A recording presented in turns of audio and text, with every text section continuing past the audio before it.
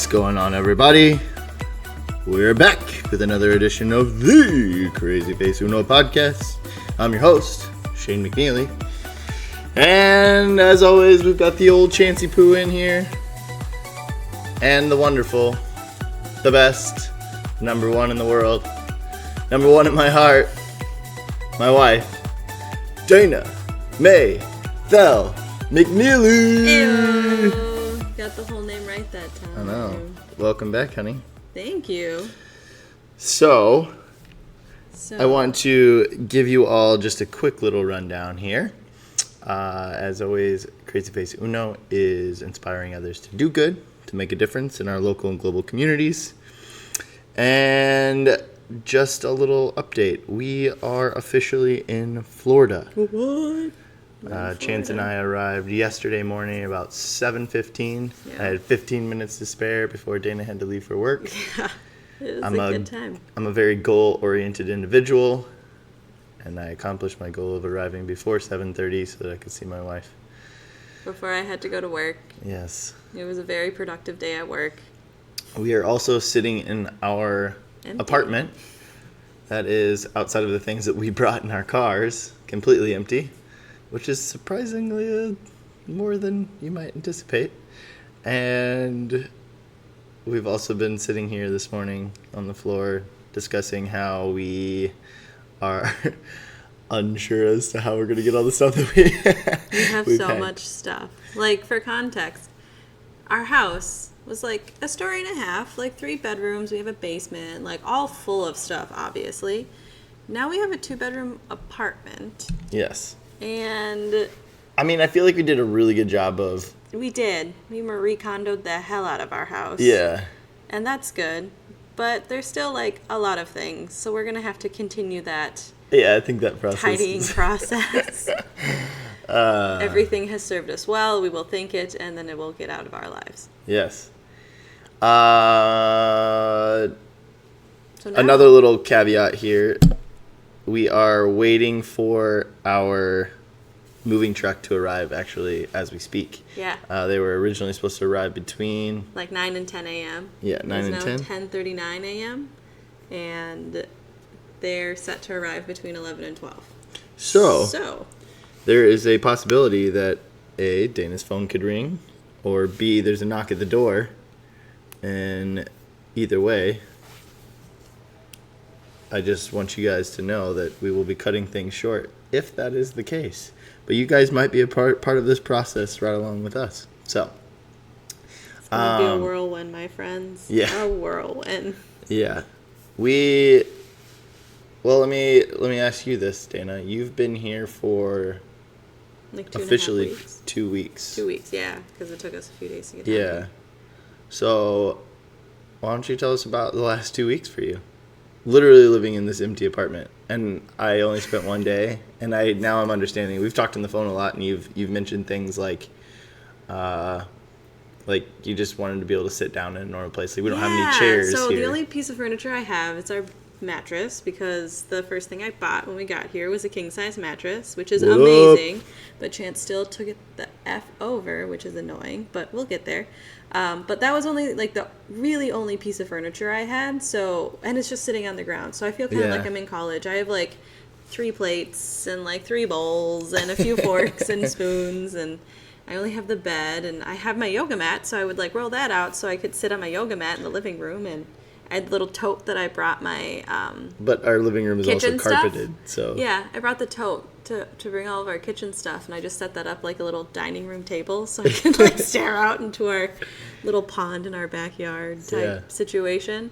But that's really it. So I just kind of miss like, I'm gonna just read on the couch, because you don't do that. Yeah. It's like, I'm just gonna read on the floor or in the bed, which is where I just spent most of my time because it was a comfortable place to be.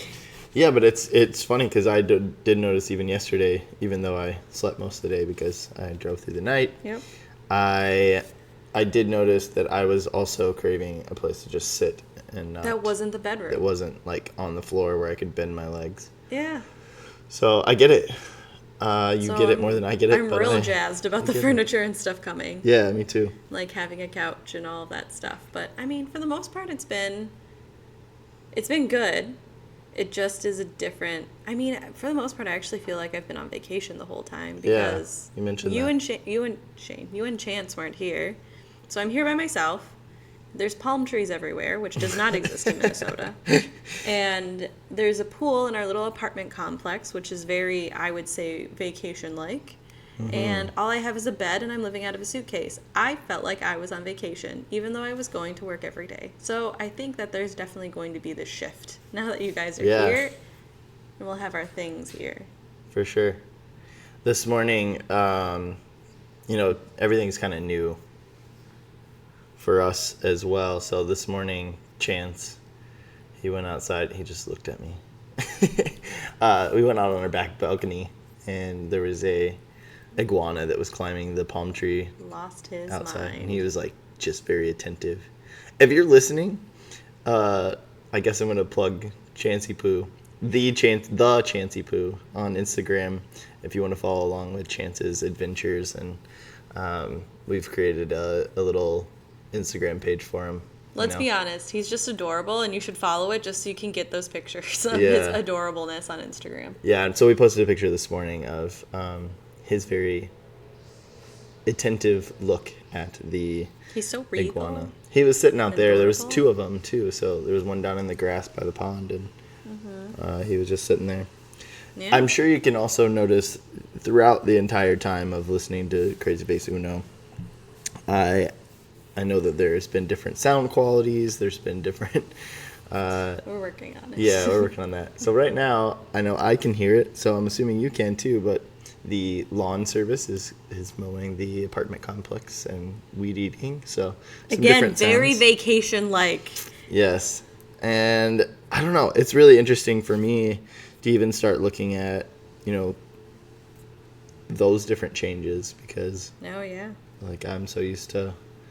There's going to be so much more, I don't know, time, I guess, or... Yeah, until, like for some of those things, like, I don't have to mow. I don't have to take care of the lawn. You get that time back, man. But I like I never things. did. It was always it was just a very pretentious thing for me, right? So, for those that don't know, I have a very, weak lower back. The muscles aren't built out around it, and my chiropractor actually told me that it's very easy to readjust me, which means that it's easy to throw it out of whack. So my lower back is just very sensitive. I have the back of a 99-year-old woman. So I don't lift. I don't do yard work. I don't bend over for extended amounts of time, by weeding or anything like that. And it's kind of funny to say that to people, it's I feel like a very pretentious thing, I just don't lift things, She's so you need help maintenance. moving. If you have 75 pillows, I'm all in. Otherwise, I can't do anything. Yeah, I married a high maintenance grandma. That was the deal, though, when I bought the house. Bought the house, and I was like, I don't mow lawns. I don't do outside work. I don't lift things. This is all you. I don't shovel. I can't. Well, the last time I shoveled, I threw out my back. I was out of commission for a month. Yeah, the whole time that I couldn't even wash my face. I had to flop my body onto the sink like a walrus and then just splash water at my face, hoping that it would get clean. Yeah, the whole time we were looking at houses, that was your thing. You're like, we can get this house, but... I like it, but I'm not doing any of the yard work. I'm not doing that. There's a lot of space for yard work here, and that is not my deal. As long as you're okay with doing it. Always. Yeah. But yeah, so I would say the biggest change about Florida is the vegetation and the level of heat and humidity that hits you. So inside, air conditioning, widespread. There's central air everywhere you go, which is amazing. But... you acclimate to that, and then you go outside, and it's literally this wall of humidity. It's like walking through a waterfall. That's what it feels like. All of a sudden, you just kind of get hit by it, and you're just and it takes you under, and you just hope that you survive. That's what it feels like. At least somebody who's from Minnesota, and I'm going to check the temperature, because there's always this drastic, change in temperature between Minnesota and between here. So in Minnesota, it is 75 degrees and it's probably 9:47 right now. Clear, high of 82, like a good summer day. Here in Coconut effing Creek, Florida, it is currently 10:47, 88 degrees with a high of 90, and it's anticipated to start raining for like 17 hours. And it's thunderstorms just hot. I've been told that there's a year. tropical storm, which is not something that I should worry about because nobody else seems to be freaking out about it. But I am starting to freak out a little bit more about hurricanes, so I'm like compiling a list of hurricane things to get. Just to put it in perspective, as she said, we're in Coconut Creek, so if you are not from Florida or from the East Coast or from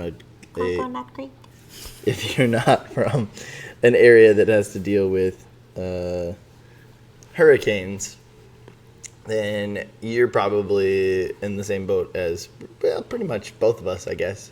But from my understanding is that our location, which is very much inland, we're about 25 minutes from the beach. We should be fine, but the winds might knock out the electricity, which is not uncommon. Sure. So here's the deal. Everybody at work, they've been here, right? Yeah. And everybody has a different technique for surviving a hurricane. Everybody agrees water. Like 2 of those like giant things of just like bottled water, but then also like another pallet of like the gallon size water for like a variety of things. Yeah. That's the only thing everybody agrees on. The food thing, everybody's a little bit different. Some people are like, just get a bunch of canned foods because it's safe to eat. It might not be delicious. Like, nobody likes to eat a little Chef Boyardee at room temperature, except maybe you, because you're disgusting. I do love, not Chef Boyardee, savage, and that's why you eat that. But it's safe to eat without it being heated up. Or, canned vegetables or something like that. Like, just get a lot of canned goods. And honestly, that's something that I identify with that more. Some people, one lady told me to just get 2 loaves of bread and always have, like, peanut butter. Because peanut butter is never going to, like, just die in the heat or anything like that. But with the bread, it gets to room temperature and you can just eat sandwiches. And it sucks because you get sick of peanut butter sandwiches, but you're eating, which I think is the main point. Is that you're eating and you don't have to worry about pulling things from the refrigerator. One lady, she had this giant, like, super tall ice chest. And when the power went out, it was out for probably a week. And she had chicken on the bottom that it stayed cold the entire time. So she was able to have, like, chicken and, like, grill it, like, every day.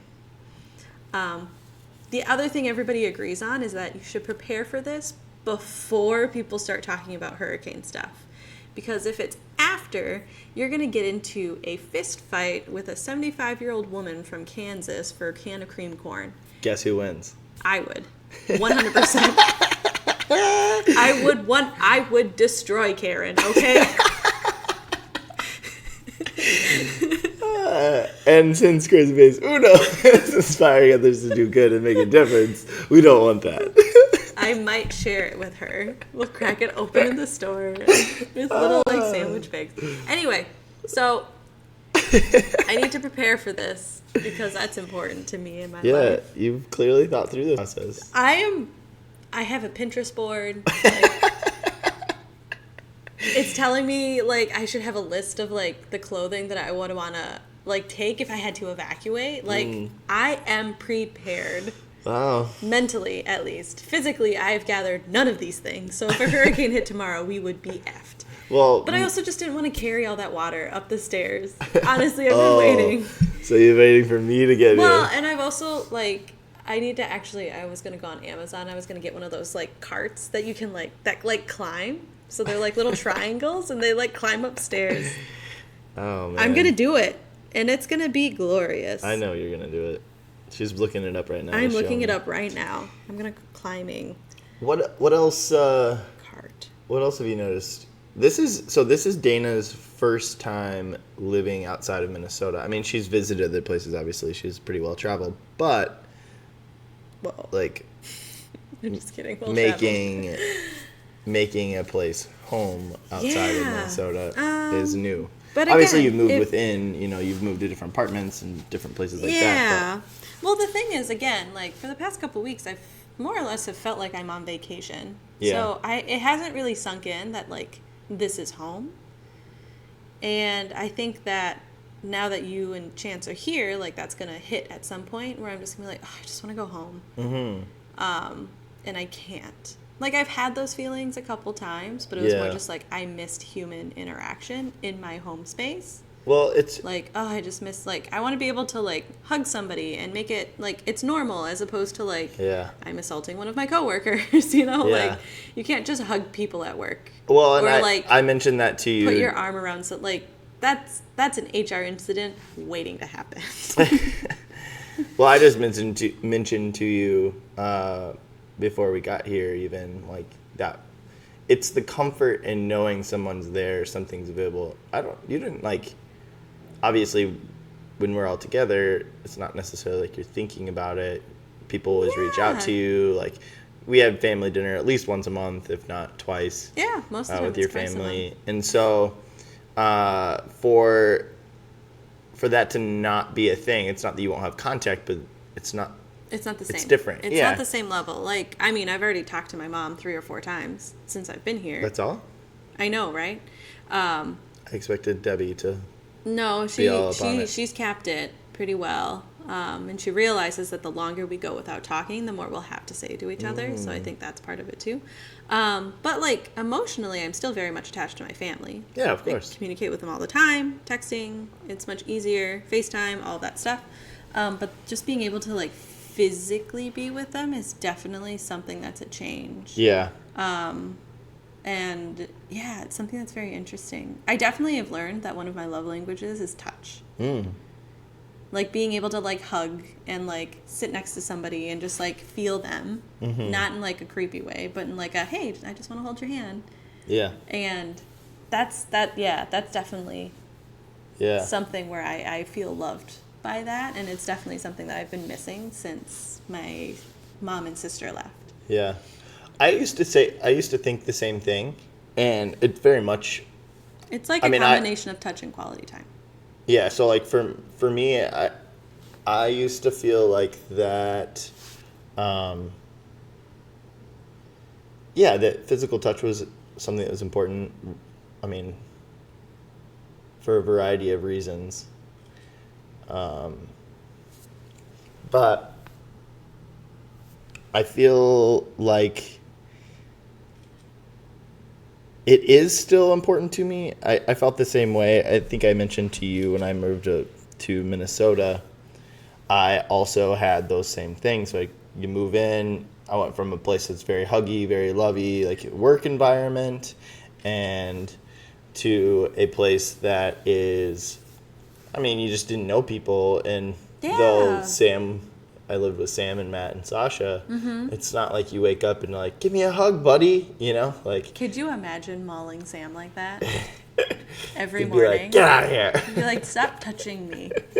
And I mean, that's kind of the same concept. I can't just go to work and be like, oh my God, hi team, and like give them hugs. Like, that's weird. It's relationship based. Yeah. So, but I guess I say that as in, I mean, when you have that in your life, I don't know that I'm not saying that it's not your love language. I'm saying I wonder about the societal pieces to that. Like, I think we all kind of need a little bit of physical touch or that closeness. I just feel like being around people. So it's not even like quality time. It's just like time together. Yeah. I like that, but it's not necessarily how I keep like going back and forth because what are they? They're touch, quality time, gift giving, acts of service, and words of affirmation. Yeah, and I think this last couple weeks for me, actually talking to my mom, talking to my dad, and seeing some of those similarities between us, I'm realizing how important quality time I think is my number one, but words of affirmation I think is a very close words second. Of affirmation. That's a high one for you. And I guess maybe I didn't realize it was so important for me, but yeah. Well, luckily I did, and I try and give you words of affirmation all the time. Oh, nice little pat on the back. So there's that. So hurricanes, the vegetation. Some of the plants, though, like the trees, beautiful. Yeah. Margie, who, if you listen to my previous podcast, her home has inspired me I'm going to have lots of plants here. Oh, they're beautiful. I love them. But there's also like iguanas everywhere. And I know that you've been saying I'm obsessed with these ducks, but there are these massive ducks. They're like this size. I don't know what you're talking about. Can I talk about the plants first? Yeah, sorry. Since you just hijacked the conversation about iguanas, can I finish my conversation about having plants in my house? Yes. You're getting the like marital dynamics here. The Talk about your plans. Yeah, so I just want to have all these plants. So I brought a few plants from Minnesota that I was able to keep in my car and a little tote, and somehow they didn't overheat and die. I'm not quite sure how. You put them in that little bin. I think it made it into a tiny little greenhouse for them. Yeah, probably. There was it'd be really moist in there. It didn't dry them out. But I would leave them in the car, like heat of the day kind of moments. They did come out every once in a while, but yeah, I've been scoping out places. I think I need to have a plan. I'm gonna make sure there's a plan for these plants. I want lots of plants in the house. Thank you, Margie, for inspiring me. Now, tell me about your iguanas and your. Oh, I'm just obsessed with these two. So there's iguanas everywhere, these green iguanas. They're an invasive species. So apparently there's been this designation in Florida that you can shoot them on sight, which is a little insane, one. But two, apparently they taste really good. I have not eaten one, but I have been told. But they're everywhere, and they get huge. The biggest iguana you've ever seen times 17. They are huge. And in our little apartment place, there was one time I walked with Caitlin, my mom, and there was a bunch of them it was like a little pack. It's like a pack of 12 of them. A 12-pack of iguanas. It was insane. And they were all kinds of sizes. It's actually a mess. A mess. It's a mess of iguanas. Mess of iguanas. And then there's these there's these ducks. And I can't remember what they're called, but it starts with an M. I'm sure Caitlin remembers what they're called. Not mallard. Mallard ducks. They are like a musgrave duck or something like that. And they're 25 pounds. And they are black, ugly, and white. They are ugly as sin. They have this white. Chicken turkey face. Yeah. And then they wiggle their butts all the time, which is actually kind of adorable. But they're the size of a Canadian goose. So I have this impression, my reaction to birds that size is that I should be terrified because a Canadian goose will F you up. And it'll hiss and it does all these things. These ducks are non-aggressive at all. If you just start moving towards them, they'll just walk away. And they have no qualms doing that. Not aggressive, totally fine, everything's great.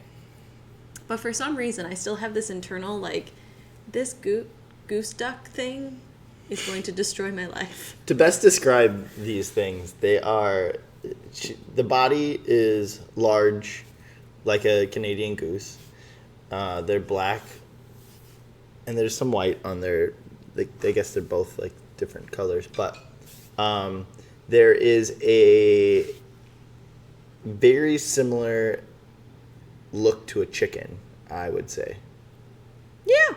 That they look like a very large chicken, but also have that duck characteristic. I don't know. They're just an odd-looking thing. They're an odd duck. They are an odd duck. There are several. When we went for a little walk yesterday, there was one that was on a nest in one of the bushes and had some eggs, you said. I didn't even see it, but. And it just walked away. It was no, F this. There's people, there's dogs, I'm out. Yeah. Just left. They seem to be just fine. I got this impression they were trying to draw us away from the nest. Maybe. Because they were all around the nest and all of a sudden they ran away. Yeah.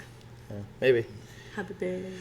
Yeah, so what's some of your other things? I mean, the storms or the rain. There's a lot of heat lightning. I think I sent you a video or I showed it to you one time. Or I took a video while I was talking to you. I can't remember. But it just gets really hot here, as you would expect in Florida. And I was trying to fall asleep one night, and it was just all these flashing lights. And I was like, is there a cop in the lake behind us or something? What's going on here? So I look, and it's actually heat lightning kind of rolling across the sky. Excuse me. And it was this crazy light show, and that was really interesting. But it was also kind of terrifying. Is this, the end of the world. Like, I've seen a lot of those movies, man. Especially those, like, global warming movies. Like, it's intense. Anyway, I try and stay away from them because they really freak me out now. So, there's that. I would say you can't take left-hand turns unless you're at a stoplight. That's something I've noticed a lot. And it's not that you can't. It's just the opportunity to do so doesn't exist in very many places. I see you're making your presence known, Chancey. Chance is like sitting on all kinds of stuff right now. What is it? But basically, if you want to take a left-hand turn, it almost has to be at a stoplight. And then in order to get to a lot of places, you actually have to do U-turns to get there.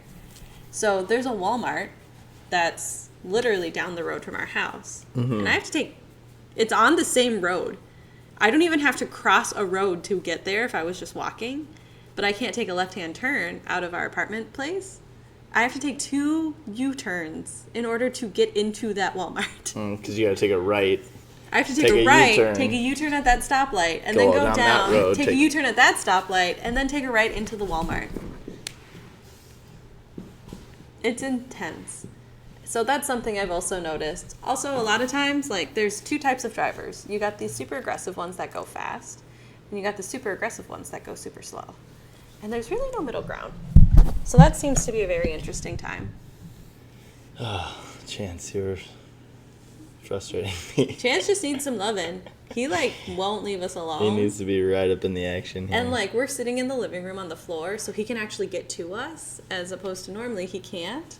So he wants to be all up in our like when we're sitting in the chair, grill. you mean? Yeah, in the studio. When we're doing a podcast, normally we're in the studio, and Chance can't get to us. He has to just sit on the floor or, like, stare at us all forlornly from the floor, which is adorable. But now he can actually get to us. So yes, he's indeed. all up in our grill. Sorry, that was quite the soliloquy. Well, let me maybe talk a little bit about our trip down. Yeah.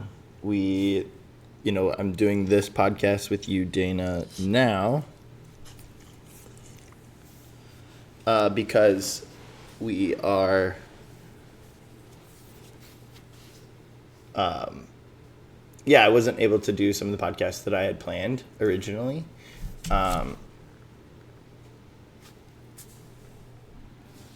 Well, so I don't know if you could tell, but I just paused the recording.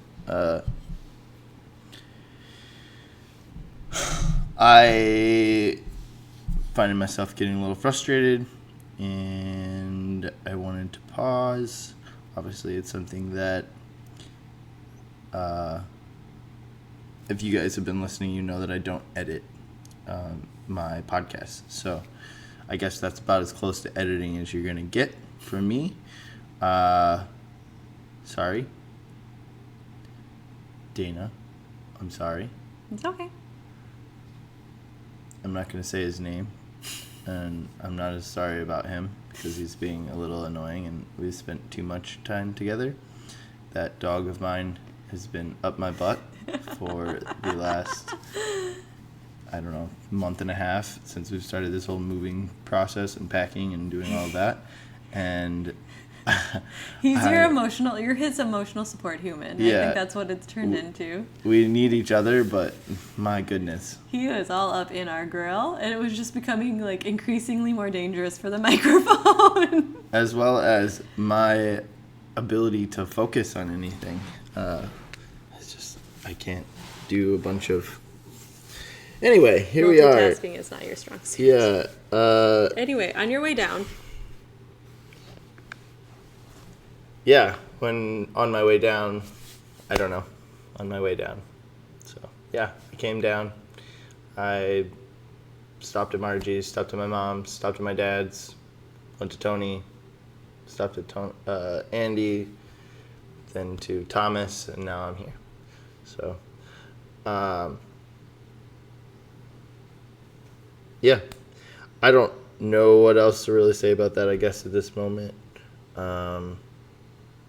There's plenty to unpack from that. I'm sure you'll hear more about it. I think what I'm going to do is say thank you for listening, and we're going to end today's podcast.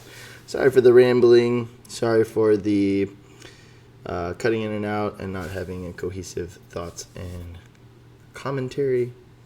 I guess I wanted to make sure that you guys knew what was going on and that I'm staying consistent with the content that I'm putting out there. Even though this is maybe one of the most garbage things you probably had to listen to. So I appreciate you all for listening. Thanks for tuning in, and we'll have more later at a different time. Thanks again. Thanks, Dana, for coming on and talking, telling me about the last couple weeks of your life and your experiences in Florida so far. And as always, thank you guys for listening again. Again, sorry for the rambliness of this podcast. Love y'all. Take it easy. Bye. Peace.